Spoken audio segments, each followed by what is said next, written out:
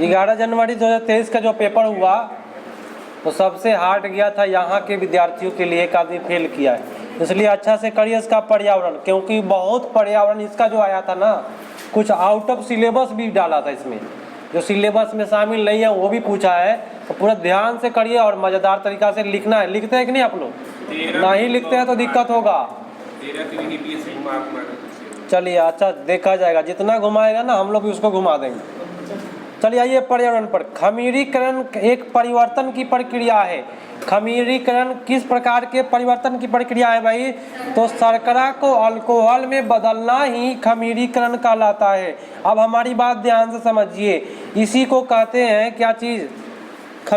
खमीरीकरण का एक और नाम क्या है? किण्वन हो सकता है। तो शर्करा को अल्कोहल में बदलता है किण्वन की प्रक्रिया में, इसी को लिख दिया खमीरीकरण। तो आपका उत्तर कौन सा जाएगा? ए नंबर जाएगा। चलिए इसको लिख लीजिएगा घर पे, अगर नहीं लिखिएगा दिक्कत होगा। डिस्प्ले वाला प्रश्न आ गया, बहुत बड़ा प्रश्न। हम बताएंगे आज सारे प्रश्नों को। देखिए हम इसलिए छोड़ के चलते हैं कि जितना बच रहा है ना सारे चीज़ को एक बार, ऐसा भी नहीं है कि हम छोड़ते हैं, पूरा एग्जाम का पहले करा के छोड़ेंगे।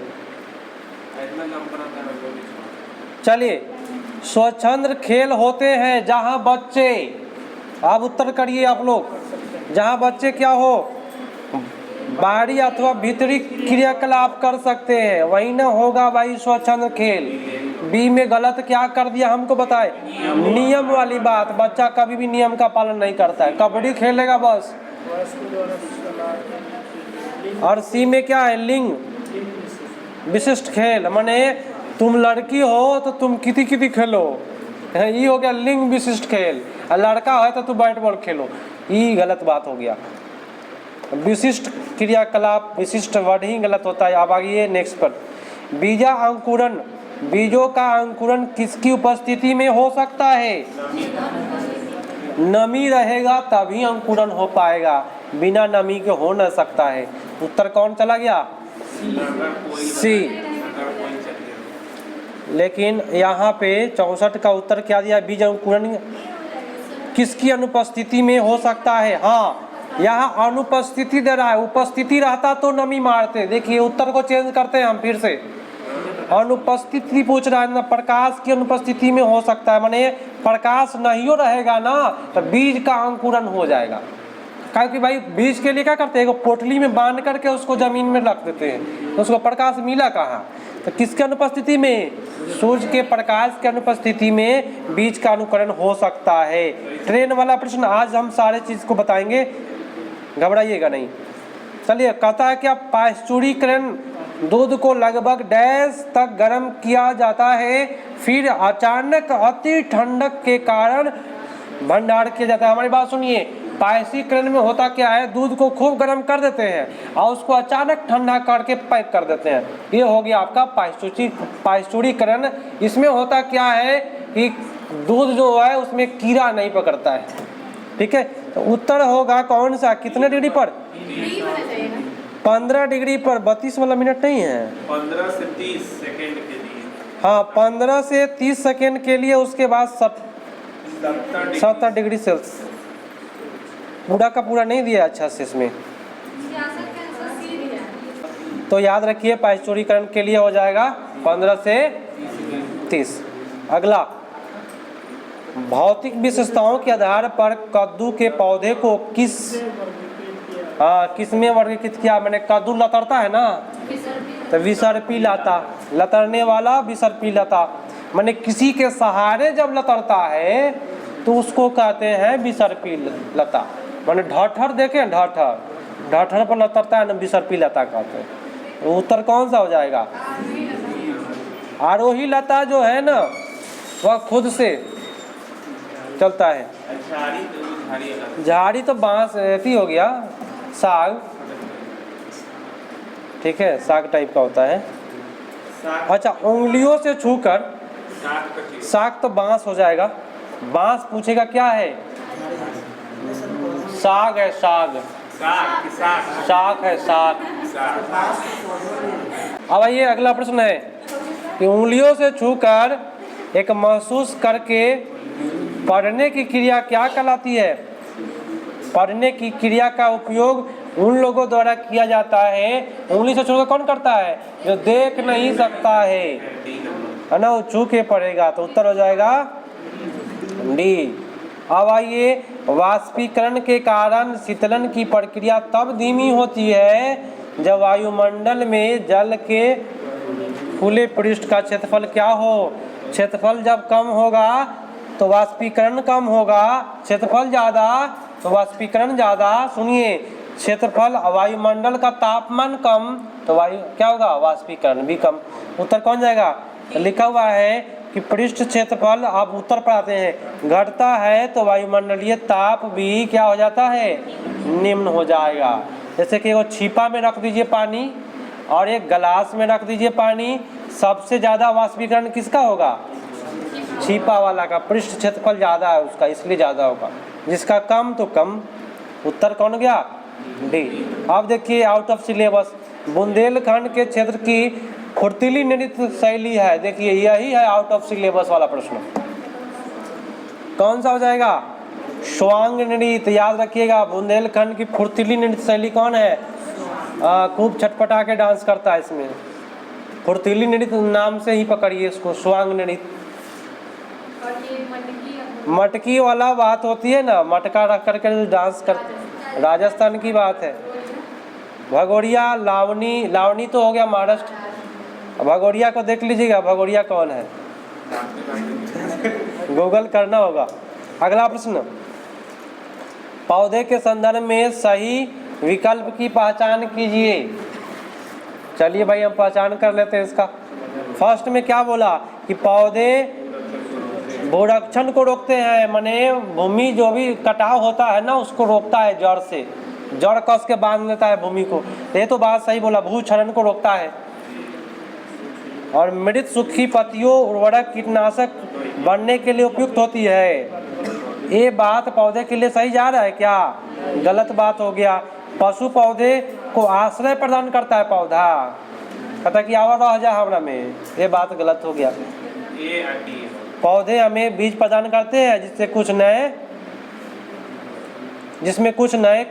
जिसमें से कुछ खाए जा सकते हैं, बीज भी कुछ हम लोग खाते हैं।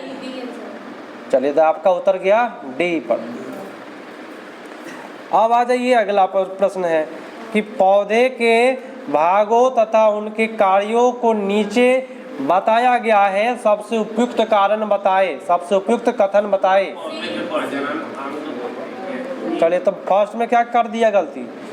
जड़े पौधे को पत्ते से जोड़ती है, जड़ पत्ता से कैसे जोड़ देगा भाई? बी में क्या है? फल परागण में सहायता करता है, परागण में भाई हवा करता है, हवा।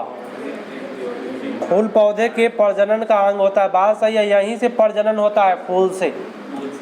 हाँ, तो ये आपका सबसे बेटर सी। अगला देखिए, निम्नलिखित में से भारत के संघ शासित प्रदेश का युगल चुनिए, माने जोड़ा। हाँ, जोड़ा में यही है आपका लद्दाख और पुडुचेरी, जो दोनों जो है वह केंद्र शासित प्रदेश है।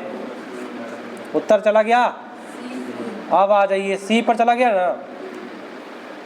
एक सांस्कृतिक उत्सव में श्रुति ने महाराष्ट्र की एक पारंपरिक साड़ी पोशाक पहनी थी। आप बताइए महाराष्ट्र का साड़ी का नाम जानते हैं आप लोग?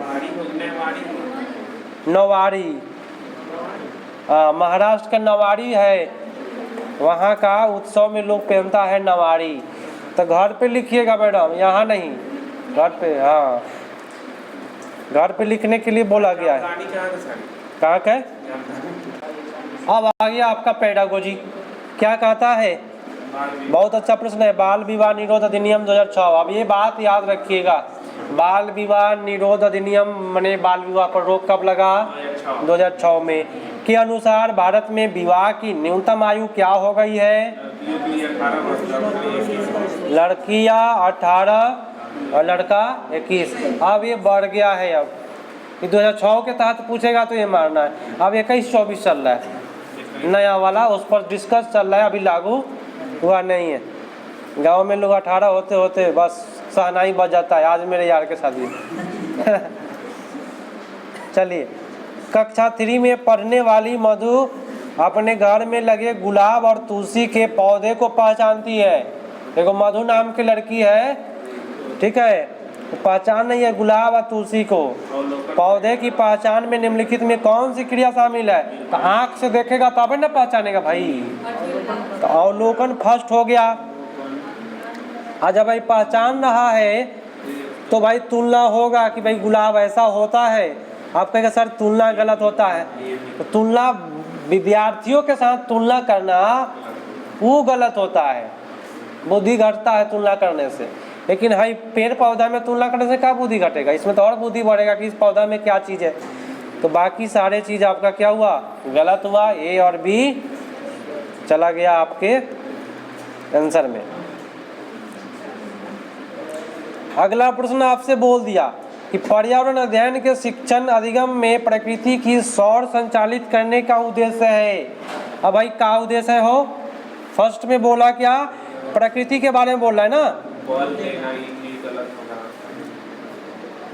तो वनस्पति जगत प्राणी जगत पर विशेष बल देना और प्रकृति के साथ भावात्मक संबंध का विकास करना। देखिए प्रकृति के साथ भावात्मक संबंध रखना है तभी प्रकृति की रक्षा होगा, नहीं तो नहीं होगा। अब देखिए बी में क्या गलती कर रहा है, ये देखे 77 का। प्रकृति की एक आभासी यात्रा है, ये तो भाई गलत बात बोल दिया। प्रकृति तो आँख के सामने दिखाई देता है, आभासी हुआ कैसे? वास्तविक है ना भाई प्रकृति। प्रकृति वास्तविक होता है, क्या होता है? वास्तविक। अब सी में कह रहा है कि एक पार्क में सैर करना और विद्यार्थियों को तंदुरुस्ती सुनिश्चित करना, ये तो गलत बात बोल दिया। तंदुरुस्ती दो को गलत हो गया। 3 में क्या गलती किया? विद्यार्थियों को बागवानी में व्यस्त रखना और एक रसोई की बगीचा विकसित करना, तो व्यस्त वाली बात ही गलत हो गया। आपने व्यस्त कर दीजिए, आपने बैठा रहिए, हैं पढ़ाई हो रहा है। सबसे बेटर भावात्मक संबंध रखना है। अगला प्रश्न, रोजी क्या कहते हो? रोजी कहती है कि अपने माता पिता की तरह ट्रक ड्राइवर नहीं बन सकती। मैंने रोजी की माँ ट्रक ड्राइवर है, नहीं बन सकती। उसे अपनी माँ की तरह घर बार संभालना है और बच्चे की देखभाल करनी है। निम्नलिखित में कौन सी विधि कक्षा में जेंडर संबंधित इस धारणा को संबोधित करने के लिए सर्वाधिक उपयुक्त रहेगी? सबसे बेटर हो जाएगा, इसका चर्चा करेंगे। एक और चीज प्रश्न पूछता है, हम बोल रहे हैं सुनिएगा।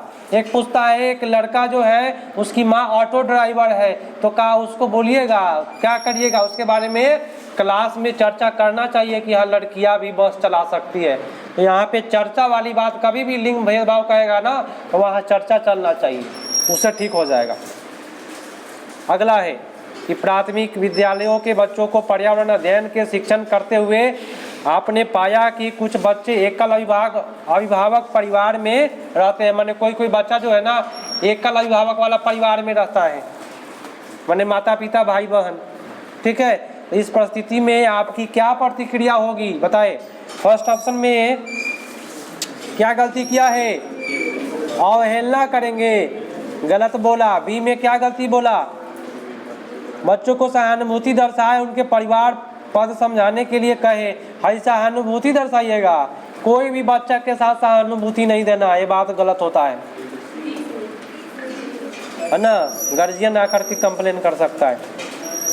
और सी में कहता है कि ऐसे परिवार में बच्चे द्वारा समान सामना की गई कठिनाइयों पर विशेष बल दे और विषय पर ध्यान केंद्रित करें। तो खाली उसी पर ध्यान दीजिएगा, ये भी बात गलत।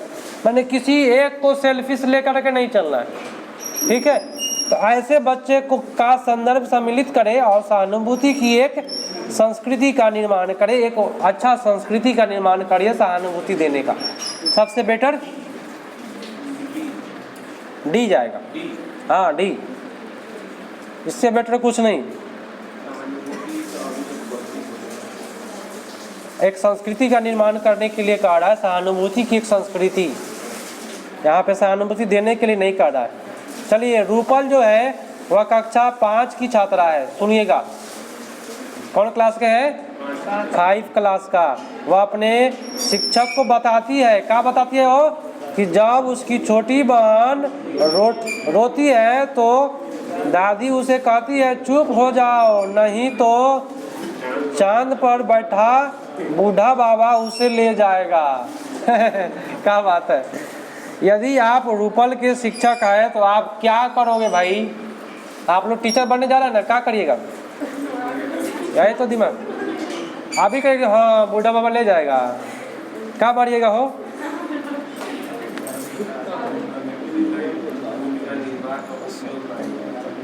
क्या हो जाएगा? फर्स्ट में बोला कि रूपल की दादी से बात करके उन्हें ऐसा कहने से माना करेंगे, माना भी नहीं करना है, फर्स्ट में गलत कर दिया। बी में क्या गलत है? रूपल से बात करके समझाएंगे कि दादी झूठ कह रही है। ये भी बात भाई मन का ठेस किसी को नहीं पहुंचना चाहिए, तो ठेस वाली बात भी गलत हो गई। सी में क्या गलत है? रूपल को चांद के बारे में बताएंगे कि ऐसा कोई बाबा वहाँ नहीं है, तो ये भी बात गलत हो जाएगा, बच्चा डरे तो। रूपल से कहेंगे कि वह सूचना का संकलन कर इस तथ्य की जांच करे। अब रूपल से कहेंगे तुम जांच करो कि सही में बूढ़ा बाबा है कि नहीं है, तो हो सके कहीं चांद के बारे में आगे चल के वैज्ञानिक बन जाए। तो ये बेटर होगा कि हाई हो वाला होगा, सबसे बेटर डी वाला ना। कहेंगे कि आप बोल देगा वहाँ बूढ़ा बाबा नहीं है। चलिए अगला प्रश्न। प्रश्न मजेदार है। कक्षा 1 में शिक्षक के रूप में आपसे अपेक्षा है कि आप विद्यार्थियों को ज्ञानेंद्रियों से परिचित करवा रहे हैं। ज्ञानेंद्रियां कितने हैं? आँख, कान, नाक, जीभ, त्वचा, इससे आप परिचय करवा रहे हैं। तो आप क्या करा रहे हैं भाई? फर्स्ट में विद्यार्थियों को विषय के संदर्भ में पढ़ाने के लिए तैयार के लिए साथ कक्षा में आने के लिए कहेंगे, नहीं कूट नहीं ना है, क्या होगा?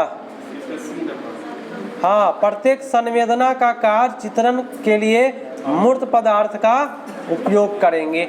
मूर्त पदार्थ से आप ज्ञानेंद्रिया के बारे में पढ़ा सकते हैं। पूछेंगे बोतल ये क्या है, तो बताएगा बच्चा बोतल।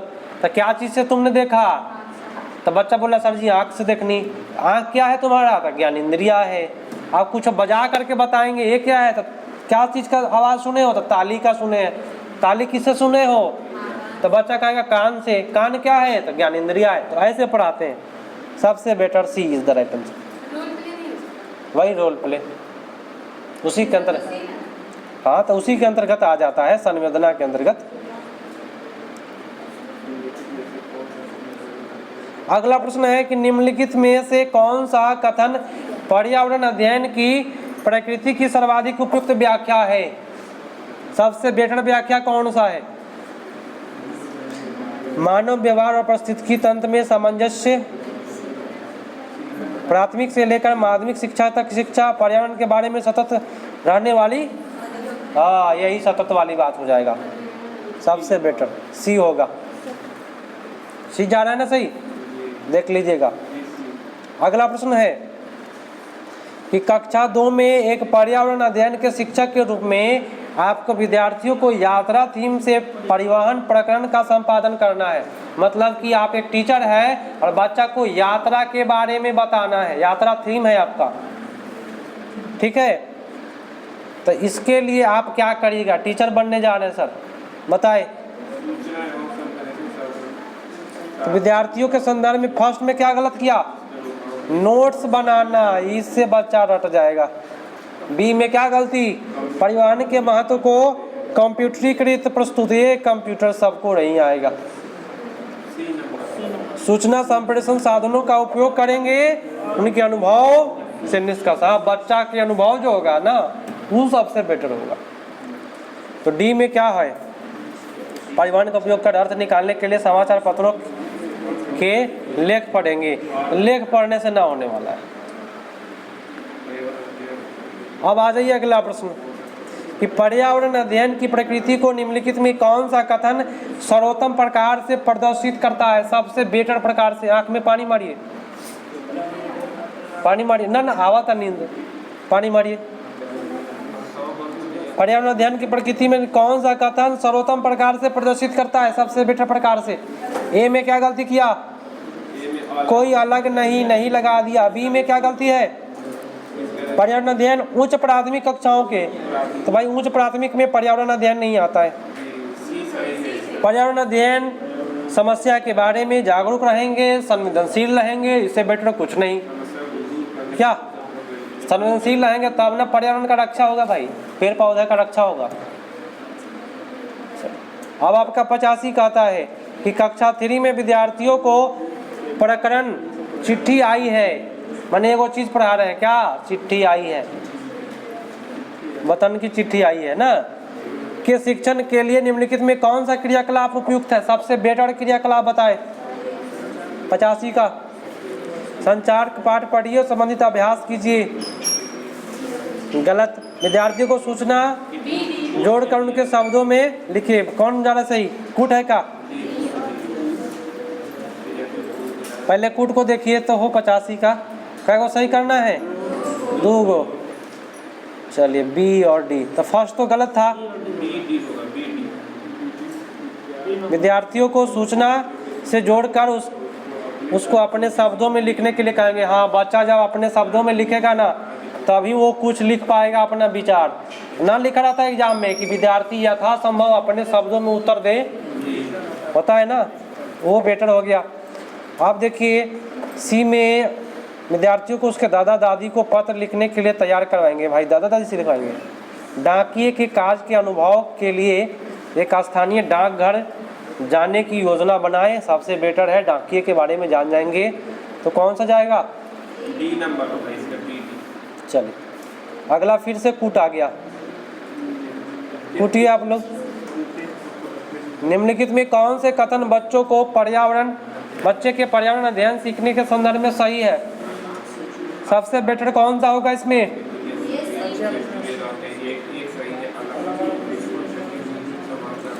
अपने बच्चों को आसपास की दुनिया में सक्रिय, बहुत अच्छी बात है। अलग अलग पृष्ठभूमि के बच्चे से संदर्भित अनुभव समान होगा, ये समान। बी में क्या गलती किया? अब आप ही सोच सकते हैं जो अलग अलग पृष्ठभूमि का बच्चा है का सबका समान ही अनुभव होगा। गलत बात बोल दिया। विविधता सीखने की प्रक्रिया में चुनौती बनती है, बहुत अच्छी बात है, एक चुनौती है। विविधता सीखने वाले की प्रक्रिया में महत्वपूर्ण संसाधन है, ये भी बात सही है। चुनौती भी है, संसाधन भी। विविधता क्या है? चुनौती भी है, संसाधन है। चुनौती कैसे है सर? आपके क्लास में बहुत सारा बच्चा आकर के बैठ गया, सब अलग अलग भाषा जानना है, 18 को भाषा जानना है, कौन भाषा में पढ़ाइएगा? चुनौती है कि नहीं है? तो चुनौती भी है, संसाधन भी है। उत्तर कौन सा? ए, सी, डी। चलिए कूट नहीं है। प्रश्न कहता है कि कक्षा 4 के विद्यार्थियों को विषय पक्षियों के प्रस्तुत करने के उद्देश्य से आप निम्नलिखित में किसे प्राथमिकता देंगे? 87 का बताएं सर, कौन सा होगा? सबसे बेटर सी। स्थानीय पक्षियों और उनकी प्रकृति और उनके आवास स्थानों की पहचान करें कि प्रकृति की सैर का उपयोग कीजिए, सबसे बेटर आपका। तो फर्स्ट में गलत क्या किया हमको ये बताए? याद वाला। बी में क्या गलत? लिखने वाली बात। पक्षियों के विषय में अपने शब्दों में, ये तो सही था, लेकिन सबसे बेटर जो उत्तर है वो सैर वाली बात है। कंप्यूटर वाला बात गलत होता है। अगला, सभी कोई को नींद आ रहा है ना? अतः घबराइए नहीं, कोई बात नहीं, सुधरने वाला है, परेशान न होइए। वाणी से कहा, वाणी ने कहा, क्या कहा भाई? आम का पेड़ खुली छतरी जैसा है। देखते हुए छतरी जैसा होता है। इस कथन में वाणी द्वारा किया गया प्रतिक्रियाओं का प्रयोग किया गया है। तो बच्चा तो भाई देखेगा तब ना बोलेगा छतरी जैसा है। तुलना भी बोल रहे हैं उस कवि से। निर्णय इसमें कहाँ से आया? कल्पना करेगा कि छतरी के जैसा। छतरी बोलना एक प्रकार का क्या है? कल्पना है। तो उत्तर आपका ए, बी, डी। हाँ डी होगा। बी डी कले हुए। चलिए 89 पर आइए। ये आपका आ गया फिर से कूट। है ना। कूट सबसे ज़्यादा परेशान करता है कि पढ़ना बहुत ज़्यादा है। अब भाई कूट में पहले प्रश्न पढ़े हम मज़ेदार तरीक़ा से फटाफट करा देंगे। कक्षा 3 के विषय में जल शिक्षण कराते हुए विद्यार्थियों ने ऐसे उदाहरण को साझा किया जिसमें लोगों को सार्वजनिक संसाधनों जैसे कुआं, तालाब इत्यादि जल पीने के लिए मना किया गया था। आप ऐसी परिस्थिति को कैसे निपटेंगे? मतलब कि माना कर दिया है कोई व्यक्ति, तो आप टीचर है तो कैसे निपटिएगा? तो एगो हटाइए इसमें से 3 गो उत्तर करिए, एगो हटाइए इसमें से 3 गो उत्तर करिए।